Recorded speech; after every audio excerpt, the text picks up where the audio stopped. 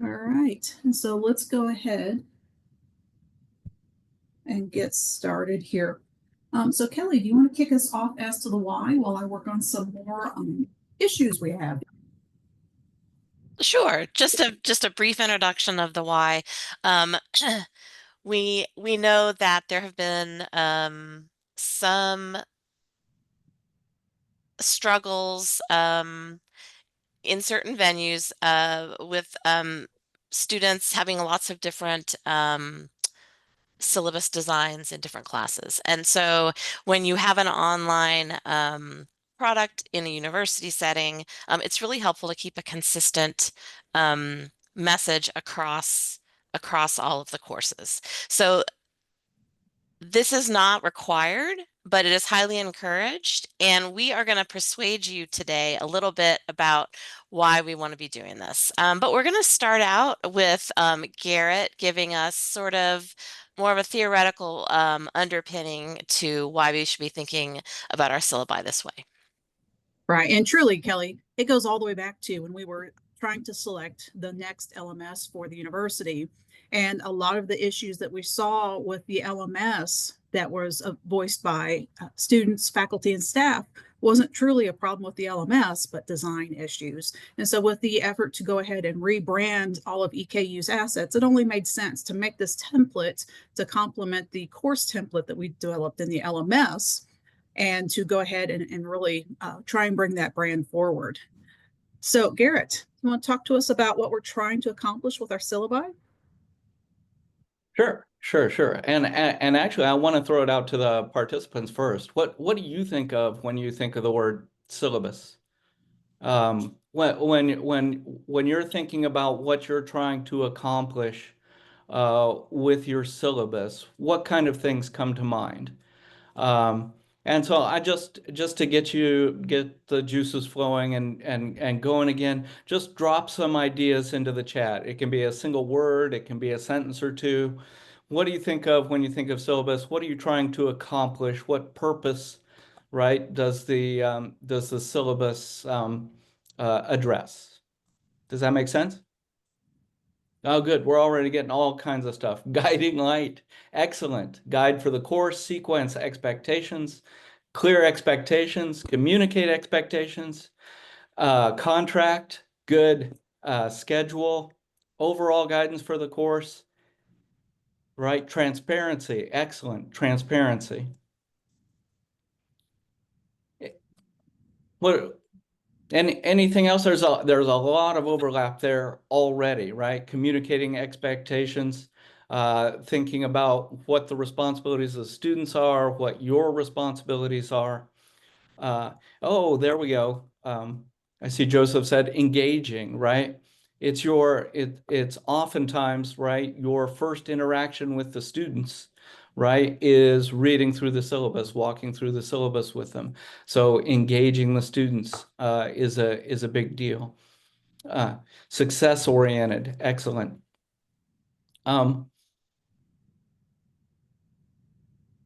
Yeah, yes, general education, excellent. Explaining how a particular general education course fits into the overall general education curriculum. I think that's an excellent answer, right? I approve. Yeah, Matt, with invitation, right? It's an invitation into the course. Those are all really good answers. Those are all really good answers. And we came up with a whole series of syllabus philosophies. And I guess I kind of think they're overlapping philosophies. But I'd like you guys to take 5 minutes. Do we have that document, Lisa, We that do. describes these 9 different philosophies? We do. It can be found in the resource guide, or I will also drop it directly into the chat. And so this is called Syllabus Philosophies, and that is in the chat now. Shall we do some breakout rooms and just take Sure. 5 minutes? Sure. Read through those philosophies, talk to each other in your breakout room. Which ones of these resonate with you or match your philosophy when you're creating your syllabus? And then we're not going to spend a lot of time on this, but I want you to kind of read through that document and think about all these different ways of thinking about creating a syllabus.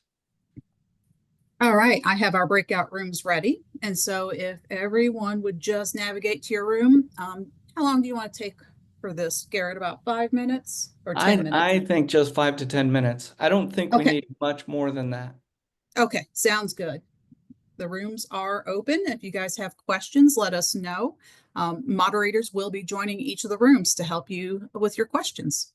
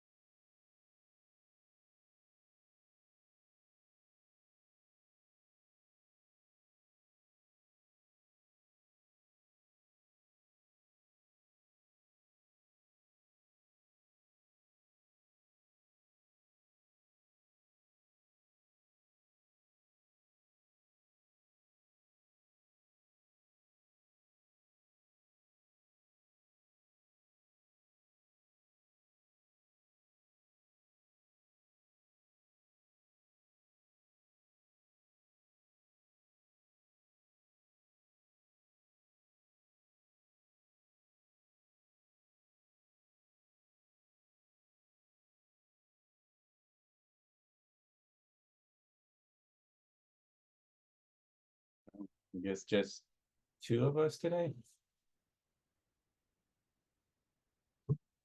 Can't hear you. Sorry. You're probably on mute. Can you hear me?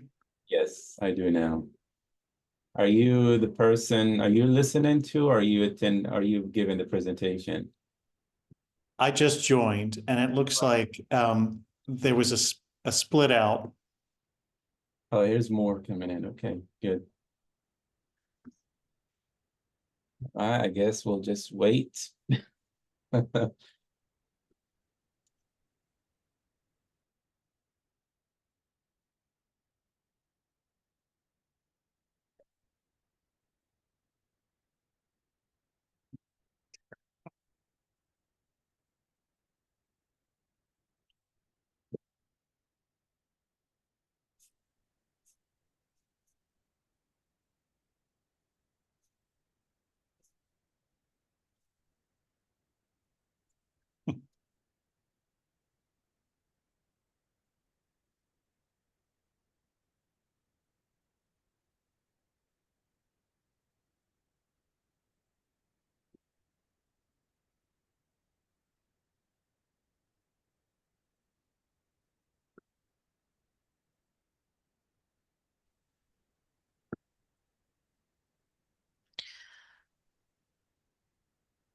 Is everybody back?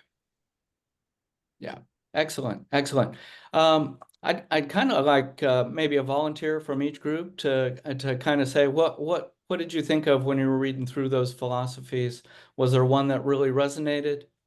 How did you feel about those? Were the groups numbered? Where's group one?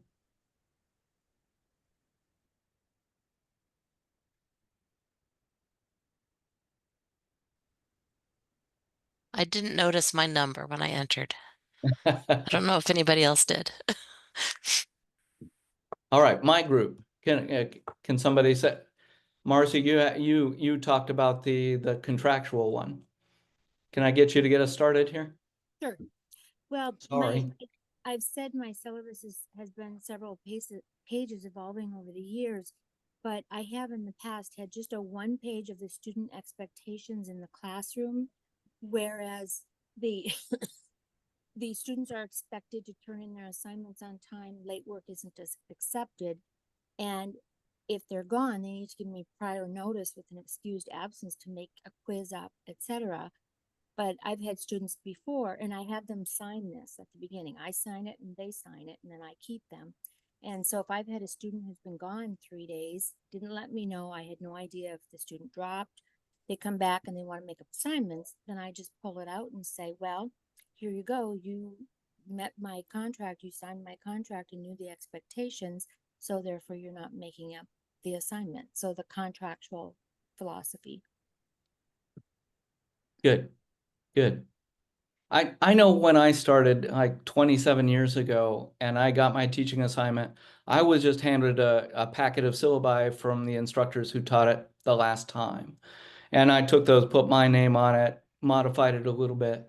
And of course it has evolved over the years. But I think the new syllabus template is a real opportunity to really think about what a syllabus is for. And so reading through these philosophies might kind of open up some ideas about what you can do with your syllabus. I don't think these philosophies are mutually exclusive at all, and that you can combine a lot of the elements of the different philosophies together. But if there was one that resonated with you, I heard Marcy say that contractual was really the way she thought about a syllabus. And I was curious if other people had a reaction to any one of the philosophies or either positive or negative.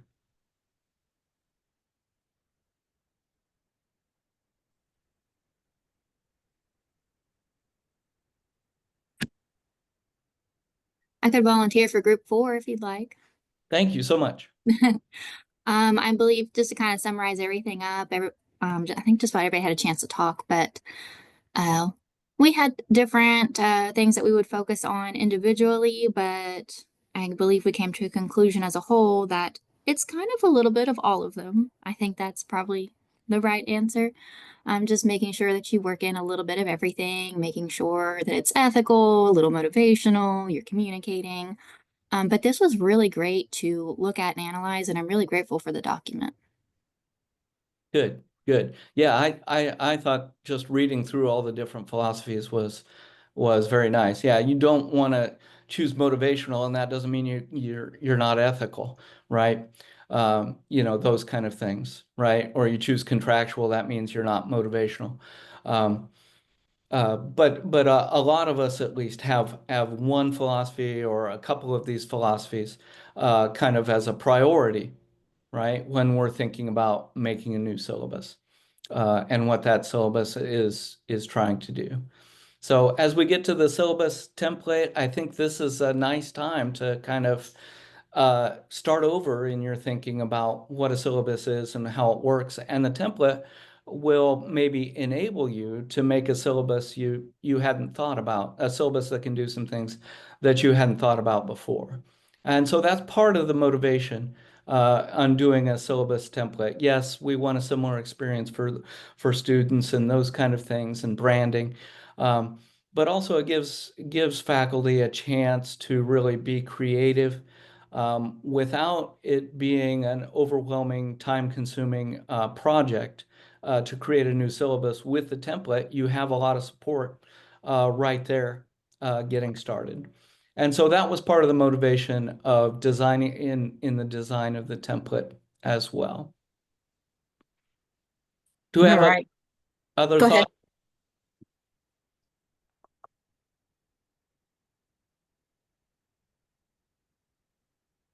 All right, I'll add my 2 cents worth. I know back when I was teaching general chemistry lectures, we were team writing syllabi for about 2,000 general chemistry 1 students every fall and about 1,400 general chemistry 2 students every spring. And so we very much took the contractual approach because we had to make sure that problems didn't escalate, because if 1 student had a problem, then that was likely to propagate throughout the entire student population.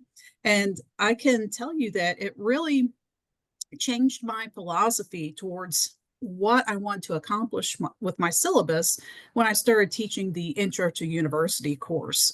I saw firsthand that really focusing on building relationships with our students was the key to whether or not they eventually develop the tenacity to stay with an academic program or whether they chose to drop out of the course.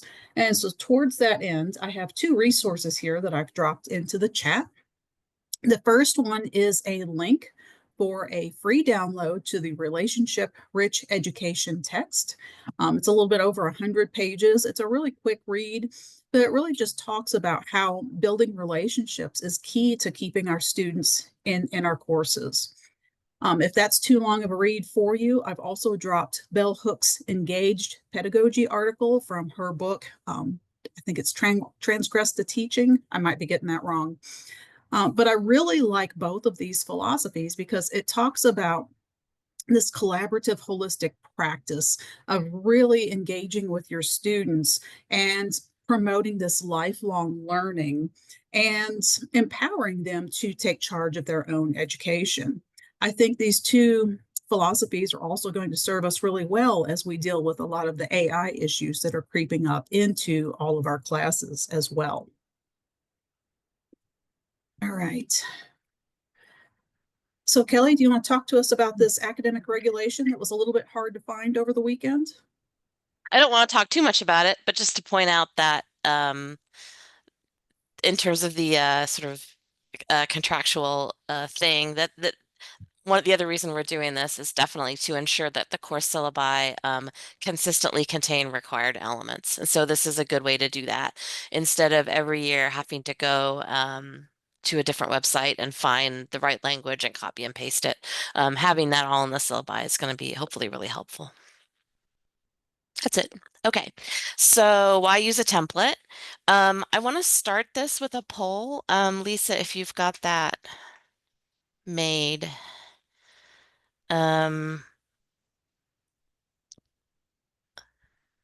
There we go. So the question for the poll is, what design issues in syllabi might make it difficult for students to understand or use them effectively? Lisa, how do you type into this? Oh, somebody answered it. I guess I just can't since I'm a host. Yeah, that may be it. Okay. So think about in your experience, perhaps if there are parts of your syllabi that students have had a lot of repeated questions about, or any comments you might have gotten, what aspects might be a design issue that we can think about.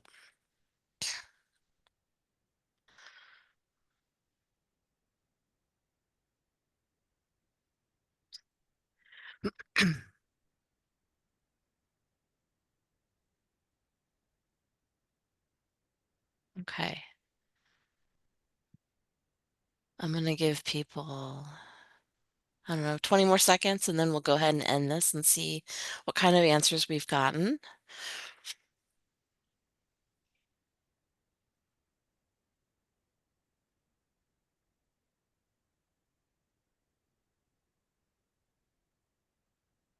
All right, we've got 21 responses.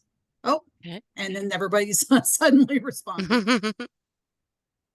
All right, so closing the poll in 3, 2, and 1, just like It's when a I was race. teaching. All Okay. right, 28 responses, and here are the results. It says I'm sharing the results. Not seeing Here it. they come. Oh, okay. Here they come. Because Oh, I wow. needed one more screen open. Interesting. Okay. Are you seeing the results? It's loading. Okay, there we go. Cool. Okay. So too much information, getting lost, lack of accessibility, inconsistency, length, overwhelming amount of information. See if I can see. And There we go. yeah. Vague language. Okay, we have another vote for too much information, not well organized. Kind of something about structure, so headings and bullet points. Yeah, Mhm. that's important. Yep. Inconsistencies within and from course to course. Yep. And here's our second page. Broken hyperlinks, definitely a problem. Long and detailed. Yep. Long syllabus. Yep. Too long. So length, structure. Yeah, those are some boring. Yeah. Jargon. Yes. Yes. Yep. So lots of pitfalls to think about. But 4 areas to really, I think, focus on in terms of how a template can help are these 4 things. So templates provide clarity in structuring the syllabus because we want to make it easier for students to navigate and find those key details like deadlines, assignment types, and grading criteria. And if those are consistent across courses, which somebody else mentioned in your feedback, it's easier for students to find those things. So using a standardized template provides consistency, ensuring that students can easily compare expectations between different classes. So using a uniform syllabus template across, and forgive me, I have the flu, so my brain's a little fuzzy. I'm reading from notes, but I think it's really important to think about the metacognitive aspects of the syllabus. So to promote consistency and predictability and enable students to focus on higher order thinking skills, rather than deciphering the varied different kinds of formats that they might see in a syllabus, it just helps with that. So this practice reduces cognitive load, enhances accessibility, and supports equity by ensuring that all students have the same structured framework to guide their learning. And then finally, a master template shared among all faculty is more efficient. It can be continually updated each semester to reflect revised campus policies and required components and streamline faculty workload in some ways. So additionally, the template is accessibly formatted in EKU's branded style, and I'm going to talk more about that in a minute. So this enables you as instructors to concentrate on building your course content into there rather than having the burden of having to learn how to create an accessible, compliant document. And we've already got those ACR regulations built into there too. So that was another selling point for me. Yep. Okay. So you can go to the next slide. Okay, so I don't know if any of you are familiar with our branding. Oops. Oh, Sorry. that's okay. With our branding guidelines, there's a link to this here, and it's also there's a document in the folder that we shared that talks about how this branding works. But just a quick overview. These are the consistent colors and fonts that the university has identified as our EKU brand. So seeing things look the same way is helpful for students. And just this is a quick overview of this. You can go to the next slide. We're going to test and see if the audio will play. So I'm going to play you a video of a student or someone using a screen reader to read something, a document that's online. So you can go ahead and hit play on that. And hopefully we can hear it. Oh, can you turn the volume up? No. That may be maxed out. Oh, okay.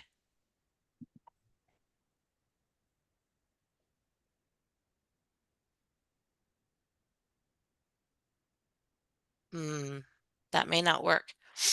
I may need to share this with you, but basically, so as the student reads through this document,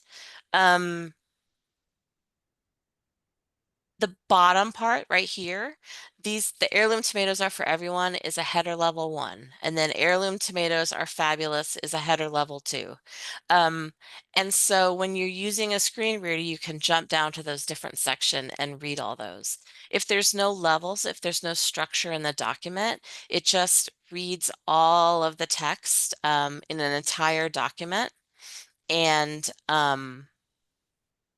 it makes it a lot harder for the screen reader to decipher that document and for the student to jump around. So if you think about your syllabus, that's got, I don't know, the syllabus template has, I don't know, 15 different sections, and they know that the schedule is in the last section. It's a lot easier to have a header there where they can jump straight to the schedule rather than have the screen reader read through the entire document. Does that make sense? Sorry, the video didn't work. I highly recommend folks watch that when you get a chance, because watching that helped me contextualize why it was so important to structure a document effectively. Okay, you can go to the next slide. Sure thing. Give me just a second here. Can you still see the slides? I'm having trouble here. No, I'm sorry I messed okay. you up with my. That is okay. Okay. Do it. Share.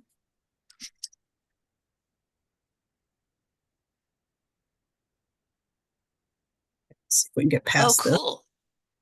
Cool, Ashley. All right. That video is from, sorry, there's a comment in the chat from someone. I don't know if you want to unmute. Yeah, so that's Dr. Coleman, Dr. Mary Beth Coleman from UTK. She does a bunch of work with assistive technology and accessibility. She's amazing for anything related, especially like Section 508, all those things. But yeah, I saw her little picture. I was like, oh, there's Dr. Coleman. That's her video. She taught me too. She taught me how to do all those things too. So that's really cool. So I'm glad to see that her video is circulating. I'll have to tell her. It's a small world. Yeah, that's my favorite one to share. Yeah. So I wanted to give you some other context for this as well. So for example, when you think about style guides, right? I don't know if you all have ever noticed APA headings. They show this level 1, like you're supposed to format it this specific way, level 2, this specific way, level 3. So if you know how to use structured header levels in a document, you can really easily be consistent in how you do it throughout the document. And I'm going to show you just real quick overview of how to do that, just to give you the concept of it. But if you're manually creating this formatting in each section, it's not going to be structured this way, and it's also a lot of work for you. So this is the sort of context for some of you all. And if you want to go to the next slide. So for us, it's a lot simpler. There's a heading 1, a heading 2, a list paragraph, and a normal. So these are the levels that are offered in the document, and you'll be able to see that in just a minute. And I'll add that we used to have a more complicated heading structure, but I saw that as faculty were trying to use that, they were kind of getting lost in the flow. And that's why I really flattened the structure to just heading 1, heading 2, list paragraph, and then normal.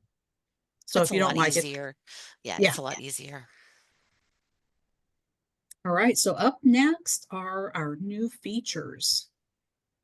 All right, so some of the new features of the syllabus template include some language on personal electronic devices. So you'll see this listed as acceptable technology use on pages 15 and 16, and I will share that document in just a second. The personal electronic devices came from the Provost Council when they were asking for a cell phone policy. And when we got to thinking about it, we needed something that not only covered cell phones, but also laptops, tablets, smartwatches, and AI enhanced devices such as earbuds, glasses, and all the different wearables that may function as listening devices. So you'll see that information listed in there. Again, there are 3 options. It's a choose your own adventure situation. We also have some language explaining AI detectors, some AI policy options in classes, ranging from AI is not allowed all the way to AI is allowed on most assignments, and 4 methods for documenting AI use. Anne, do you want to talk to us about the rest of these? Yeah. So with developing the syllabus template, we really wanted to create something that would be a tool for you and for your students. So we know that, depending on the modality of the course, the level of your course, you might have a different approach to the syllabus. We've also talked about, that pretty strong contractual obligation and contractual component of the syllabus. So there's a lot of really important language that we have to make sure that we include for students to set them up for success, to make sure that they have access to the information and the resources that they need. I'm going to share my screen and kind of go through some of the new components of the syllabus template. You'll notice that, let me share. Can everybody see it? Perfect. You'll notice that there are some highlighted sections. So this is where kind of the customizable choose your own adventure component comes into play. So this tool was developed again for all modalities of courses. So there's going to be language that speaks to all of that. Everything highlighted, we've tried to make it as easy as possible, will be where you can choose, change, or input the information that is relevant to your course and your modality. Some of that information, might change from semester to semester. Some of it could stay the same, but everything highlighted would be where you input your information. Let me scroll down a little bit more. You'll notice this section here on page 2, course modality. So we have more language around the different modalities of course offerings, as well as a stronger definition of each of those. So if you are teaching a traditional face-to-face course, you don't need to include information about a hybrid course or a high flex course or an online course. All of that can be omitted, and you can just keep the language that's there, kind of that boilerplate language, add to it, customize it. But again, it's there to kind of be a tool to help you make sure that you have all of the information that is required. And as I scroll down again, I know one of the things that we talked about previously was kind of the length of a syllabus and all of the information in there. So you'll see kind of as I go through the template here, it is a long document. There's a lot of information in there. But again, some of it might not pertain to your particular modality. Again, that can be omitted. And any of this information can be changed to fit your course as well.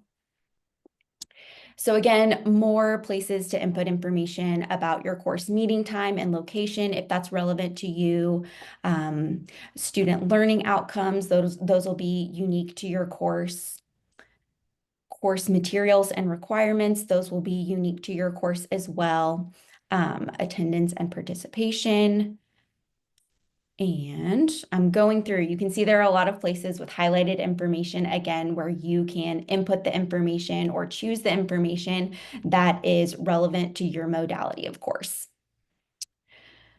The template also has the important semester dates that are usually found on Kernel's Compass for the add drop period and all of that for each different semester link, each different course length. So you would just, instead of including all calendar information, you can just choose the one that is relevant to your course. And these will change and update per semester and per term as well. Per term, I should say, not per semester. So all of that information is included. You can see that takes up several pages of the template as well. And I'm going to scroll down to where we have some of the language about AI use and the personal electronic use.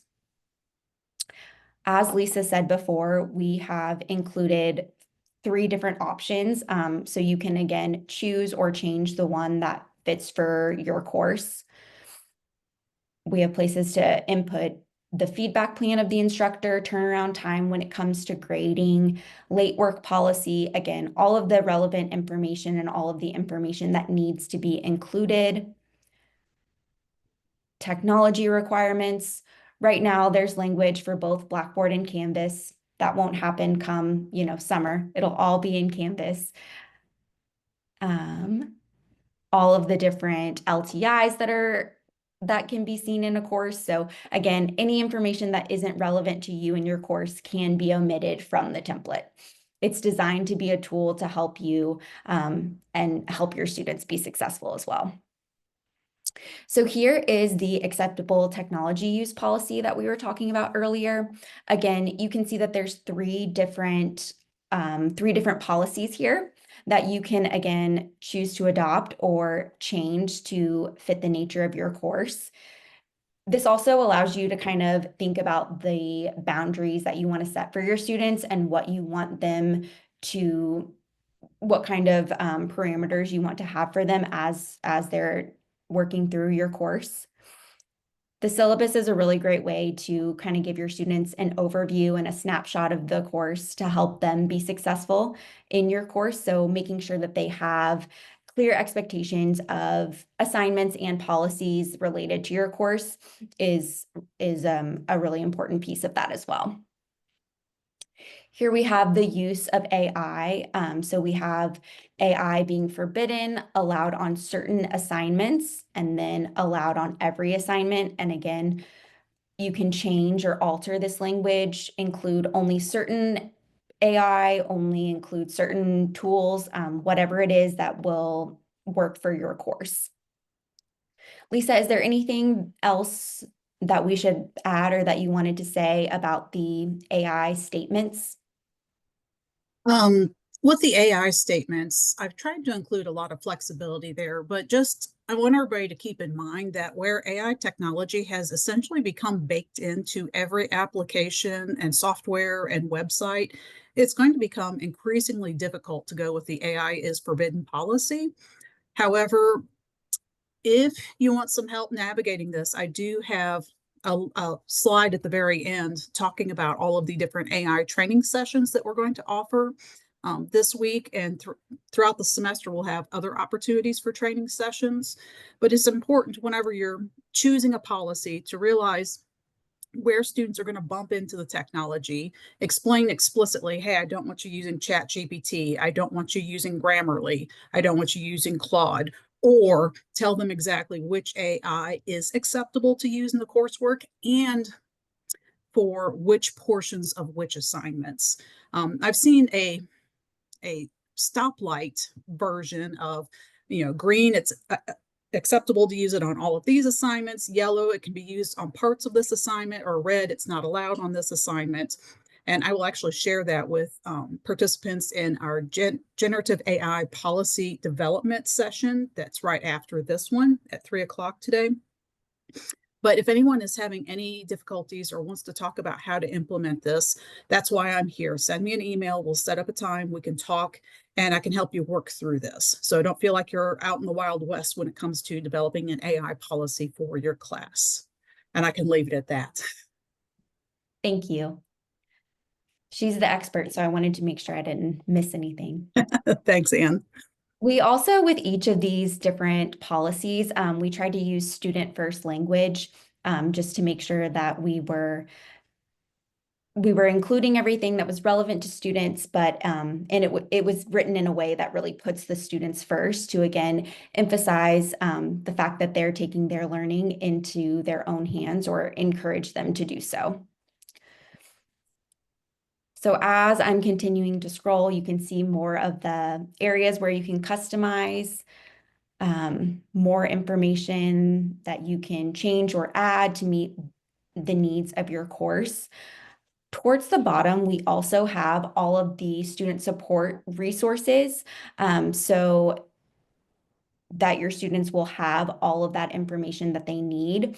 Another thing about the template, and I know that this was mentioned earlier, similar to the template that's used in online courses or will be used in online courses, students will know exactly where to find that information. So if there's something that they really need, an accessibility feature, something regarding their mental or physical wellness, they'll know where to find that regardless of the course, which is another really important feature, just to make sure that all of our students have the information and the resources available to them to set them up for success. And while you're on this page, Anne, if you could pause just for a second, I also wanted to note that we are working with the website team to update some of these links that are in Aqua. If you see other lines that are in Aqua but are not obvious links, that's because when I compared our syllabus template to the website during the last week, there was discrepancies in the information. So here you see the EKU Psychology Clinic and EKU Women's Health Clinic. That information was not listed on the website. And so I'm working to resolve that to make sure that all of the information looks exactly the same to avoid confusion. So again, just sorry to interrupt. Quick practical question regarding that. Do you have an expected turnaround time on that? Like, will we have a working template with correct links to be able to then actually implement this semester, or is that just I have sent the request as an urgent request to get this resolved as quickly as possible. So I would hope that we have this ready to go within the next couple of days. As soon as I went through and compared all the links and realized we had a lot of issues, I sent that request over, and Rusty is backing me up on that. So we will stay on the website team to get this fixed as soon as possible, because there are some serious discrepancies, like the student support resources. That page is missing. The geeks, which have been traditionally the tech support, IT support for students, and their policy of renting laptops to students, I can't find any of that information on the website right now either. And so these are issues that are directly affecting our students, and so we need them resolved as quickly as possible. Again, I would encourage you to use that syllabus template and style guide link, because anytime I have an update, I will update the document in that folder. So the most up-to-date version will always live in that folder. So as soon as I can, but it's out of my hands. If I could fix it, I certainly would. Sure. Yep. Just checking. Sure thing. Absolutely. Yeah, and hopefully kind of walking through this document. Like I said before, it's very long, it's very daunting, but it was created to be a tool for you and your students. There's information about all modalities, so it probably will not be this long, you know, when you're customizing it to meet the needs of your course. And it is designed to be customizable, to include to already have the information that is needed to make sure that your students have the resources that they need, but also to give you the flexibility to customize it to meet the needs of your course and your modality, and also kind of build your teaching presence as you're giving your students kind of an overview and a snapshot of your course. So I'm going to stop sharing. I believe those are all of the new features, and you should have access to the latest version of the template now as well. Another quick question. I was scrolling down to the schedule portion of the syllabus, and I noticed that there is, while there are Monday, Tuesday, Wednesday, Thursday schedule templates for summer courses, there's not one for a spring or course, and that I'm actually teaching a course that has that sort of format. Can that be added to the template? Absolutely. Absolutely. So it does meet 4 days a week. Yes, Monday, Tuesday, Wednesday, Thursday. Yeah, I can absolutely add that for spring. And is that a Great. full 16-week term, or is it a That is different? correct. Yes, it's a full 16-week term. Okay.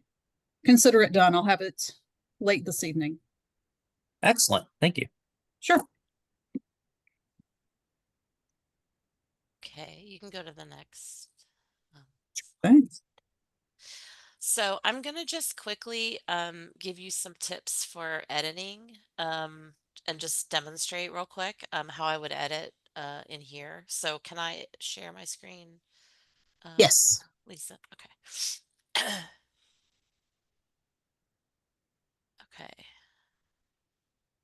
All right, I got to figure out which one. It's this.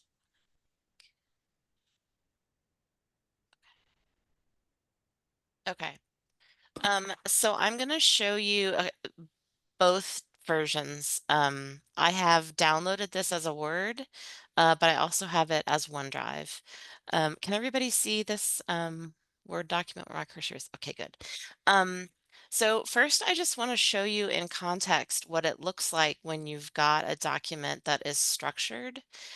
If you go over to this View tab and then click the navigation pane, then it shows you this nice outline where all the things are. So that's a good way to kind of double check your headings to make sure they're right, but also to really quickly kind of jump around and see what's there. So if you want to jump to the section that's the summer and just delete all that, you can quickly do that and then see it disappear from your document. So I'm just going to do that real quick. Just going to take this whole thing. Take that out. Okay. Okay, so then all those summer ones just immediately disappear from the outline and you can see what you've got working with here. So that's one of the benefits of using this structured format. So you can see when I click here in the course name syllabus,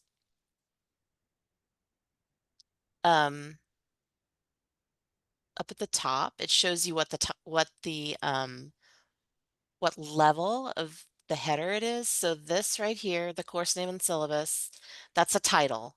And there's only one title in a document. So that's the only place that's going to be. Every other section is going to be a header level 1. So you can remember I showed you that. So this is heading 1 right here. And here's the formatting already built in. Heading 2. So if you mess something up and accidentally delete it, you can always undo. But if you want to reapply a heading 2 to something, that's how you do it. So let's say I have a different section here that I want to add because it's different from my course.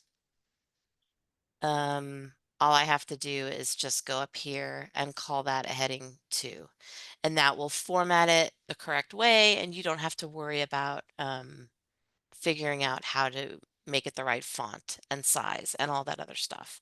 So that's a really good benefit to that. Okay. All right. Now I'm going to stop sharing from this and delete it and go back to the OneDrive.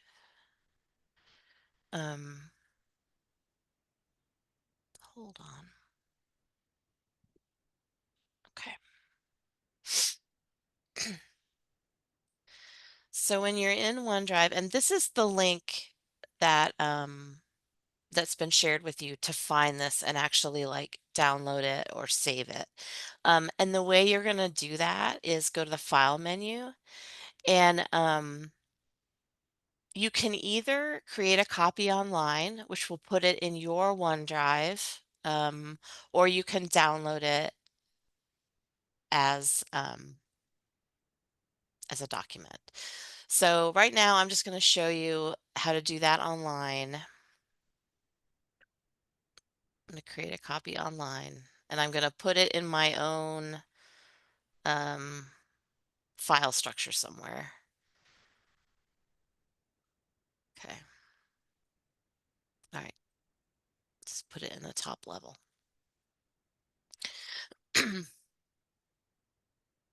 So now that I'm in here, it's going to take a minute to copy it all because it's long. It's 37 pages long, in case you were wondering. So in OneDrive, it looks just a little bit different. It's still the same as Word, but it just looks a little different if you're editing in here.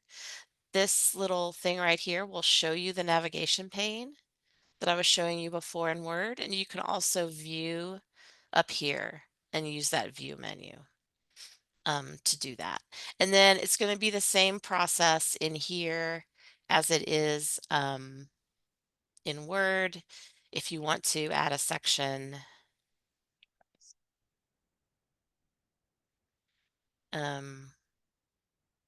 you just pick from this, and you can see it's built in here the same as it is in the other place. Does that make sense? Okay. The other thing I would say is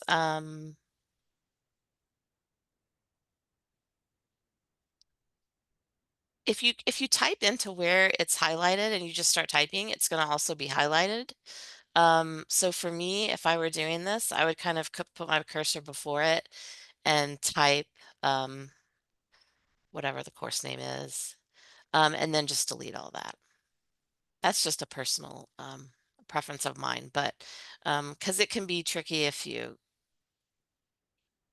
can get stuck in existing formatting if you don't get rid of it. So just a tip. Okay, any questions?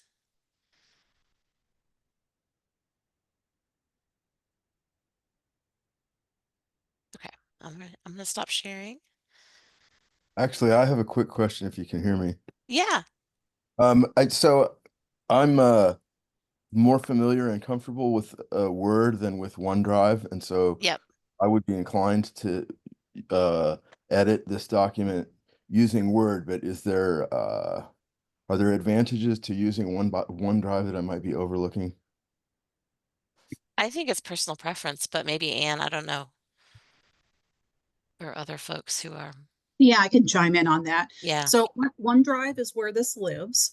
And whenever you save stuff to the cloud, it's actually saving in OneDrive as a Microsoft Word document. And so the first time you open this file, you can save it locally and then just treat it as you would any other Word document. Does that make sense? I think so. Yeah, but Okay. in terms of where you're going to edit it, that's kind of your preference.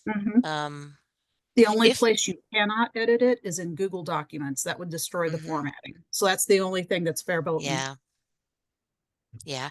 If you edit while if you put it in OneDrive and you edit in there, it's that's something that you can easily do.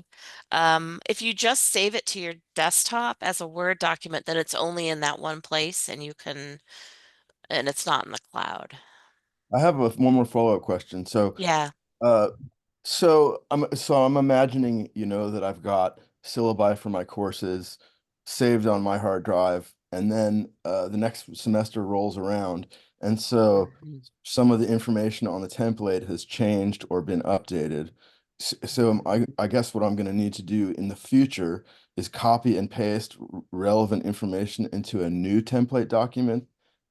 Is that sound correct? Does that make sense? Yeah, that makes sense. I don't know how much is going to get changed on a rolling basis. And Lisa, again, feel free to chime in. Because Sure. I this is a think really of big document. For me, if I were, and this is again personal, I would look to see if there are any changes and then just copy those changes into my one that I already created. But that's one way. The other way is to start over again every year. What do you think, Lisa? At this point, I don't see anything major changing except for those web links with issues. Mhm. The next major update would be ahead of the fall semester when we put in the fall and the winter dates. And so this one is good for spring and summer and all the different variations.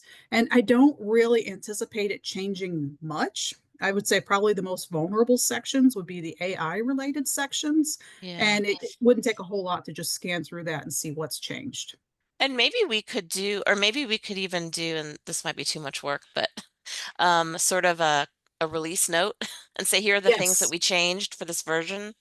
And then faculty would know where to look. That might be helpful. I think that's a great Yeah, that idea. sounds like. Yeah. Thank you. Sure thing. All right. Great question. I have a All right. question, if you don't mind.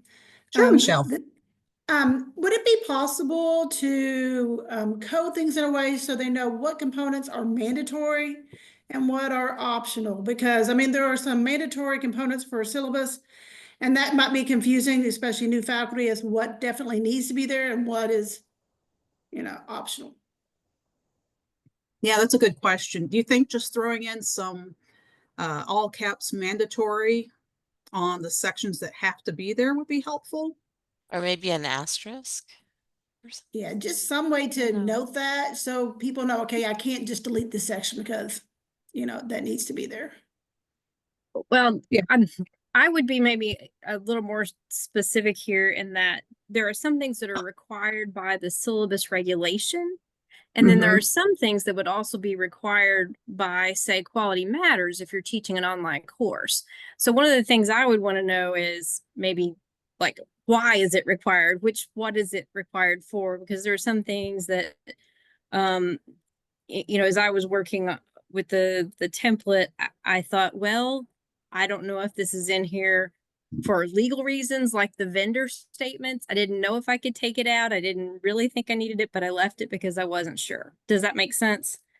That makes a ton of sense. And I think that would be a good thing to point out because a lot of the information that is in there, like the VPAT statements, is because of Quality Matters best practices. And so I'm sure Anne and Chris Daniel could help me work through that and maybe just put in parentheses best practices as recommended by Quality Matters. I think the other stuff we were pretty sure to put in there really strong language that this is required by and to link out to it. All right. Any other questions or concerns? I have a policy specific question about, and I saw what you wrote in there about attendance, but in the past, when I've looked, I've found like 3 different kind of attendance things on EKU's websites. I'm sure that's changed now too, with the websites.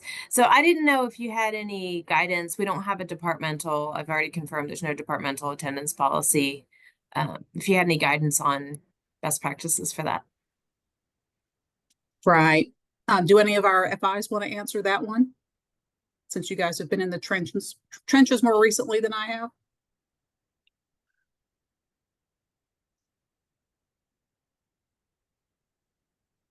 Crickets. Yeah, I don't know. Right. I would just use what's the language that is included in the syllabus template as a jumping off point.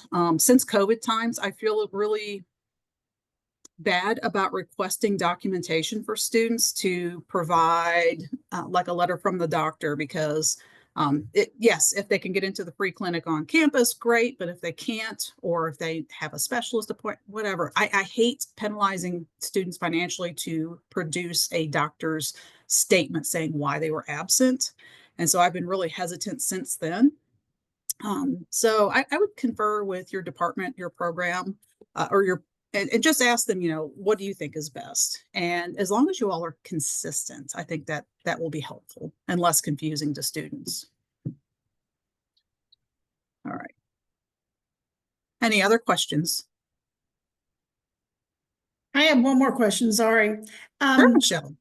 So is there a university policy or best practices on should students still get a hard copy of the syllabus, or is a digital copy, is that sufficient? I mean, obviously you can kind of think, well, maybe print a portion of it, but then I think there's confusion as to, students think that all that's the portion that's printed is all what the syllabus is. And so I just don't want to have confusion in that sense. But, these syllabi are great and they're informative, but they're really lengthy, and I can see our paper budget getting destroyed. Absolutely. And so I hope you can see, I just opened up the academic regulation that talks about this. And it says that, each course must have a complete syllabus. Faculty will distribute a complete syllabus containing all materials, either in paper format or online to students and their department chair, typically on the first day of class, but no later than 8 a.m. of the last day. So this can absolutely live in the Canvas or Blackboard LMS rather than being printed out. If requested by students, a faculty must provide a syllabus in an alternate format. So students have the right to request a hard copy, but don't feel like you've got to print out a 17 to 30 page, 7-page syllabus for your students. Does that help? Yeah, thank you very much. So All it's just curious, do most departments still print out syllabi, or are they most of them just using digital copies for their students? I would open that up to everybody in the session. If you want to drop in the chat what your department does. I don't have a feel for this. And Michelle, in biology, we've been encouraged to put everything online just in the interest of resources because of our dwindling budgets. I don't know if that helps, but. That does, Amy, and that makes a lot of sense. Yeah. I'm seeing lots of digital, electronic. Along those lines as well, it is considered best practice to have the syllabus available on the online platform, even if the course is meeting face-to-face. Yeah, if you've got an electronic copy, that's advisable because we do have a lot of hyperlinks and I want students to be able to access those hyperlinks. All right, fantastic. All right, well, if there are no more questions right now, then we're going to generate some questions by giving you all a chance at some hands-on practice. Garett, do you want to introduce this next part of our session? Sure. I actually don't have a whole lot to say about it, except that the best way to learn how to use it is to, pick a course and start working your template. So we set aside 15 minutes here. Is that right, Lisa? Yes. Where we can get into breakout rooms and you'll have one of us, what are we? I don't know. People who are a presenter, there we go. A presenter in your room, and you can start using the template, download the template, start editing it. And if you run into problems, you have somebody, a knowledgeable person right there in the breakout room to hopefully answer your question quickly. And just kind of working through it, I think if you can get started, it won't be a big deal to finish it up, right, over time. And I think on the last slide, we're going to say the faculty innovators will be available this week and next, right? If you run into other problems, you can come in and see us or email us, and we can help you work through any issues. But if you can get started here, I think that's going to be a really positive thing. So All right. with that, right, I've already talked more than I wanted to. Have Lisa send us to our breakout rooms again, and pick one of your courses and start downloading the template and see if you can start making some progress on it, and come with questions, lots of questions. All right, so I'm creating 4 different breakout rooms that will run for 15 minutes. I will circulate amongst all of the breakout rooms so that I can continue collecting these really helpful comments and suggestions. And so if you have any, just hold tight, or if I don't get to your session when you think of it, let me know when we come back together as a large group, and I would love to hear what comments you have. So here are the rooms. Grab your syllabus template and have fun working on it.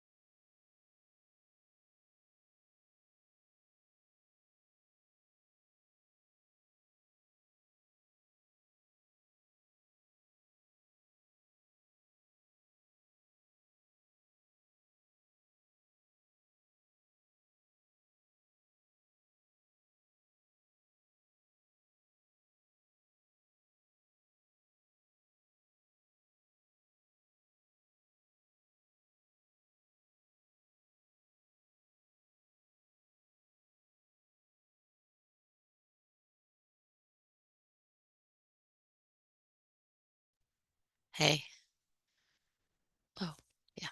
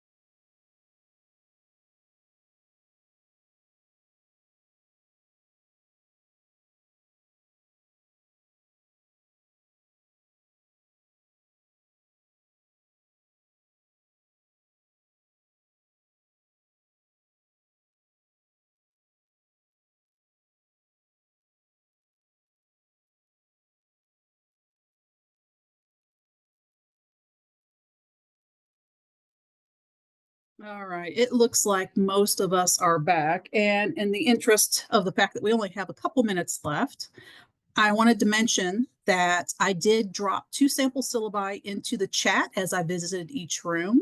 If you all have questions about syllabus implementation, we do have a faculty innovator drop-in schedule. I will drop that into the chat here in just a second. Further resources and support. That schedule will be posted in EKU today. I think it ran today. It'll run another time next week, but I can also email this to everybody that participated today. There's also a FCT&L faculty support request form. And so if you would like specialized training on the syllabus template, AI policies, anything that we've talked about today, you can fill out that form and ask for a special training session. I see we've got a question in the chat here.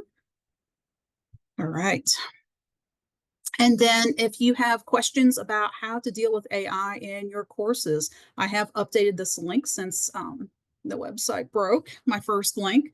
And so if you have questions about anything AI related in your coursework, feel free to join me for any of the sessions this week. We also have a full semester lineup. Last semester, I covered basically each of these Gen AI sessions. And this semester, I'm inviting faculty who have implemented Gen AI in their courses to demonstrate how they've gone through each of these trainings and checked all of the boxes. So with that, do we have any final questions before we break for the day?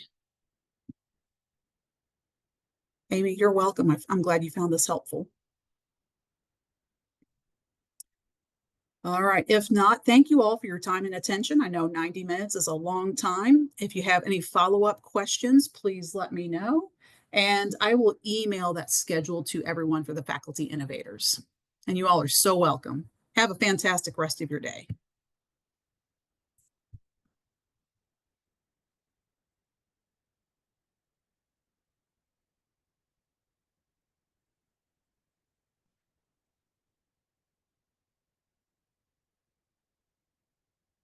Well done, friends. Thank you so much. Good job, Lisa. Well done. Thank you. Thank you, Garrett. Boy, I felt like I was doing a concert pianist job over here trying to navigate all these screens and links. Oh, I know the technology, it's an issue here, and it's a real issue for faculty using the template. Ugh. It is. I Well, I know you can't change some of that, but yeah, that's something we should keep harping on. Sorry, yes. I'll let you go. Well No done. worries.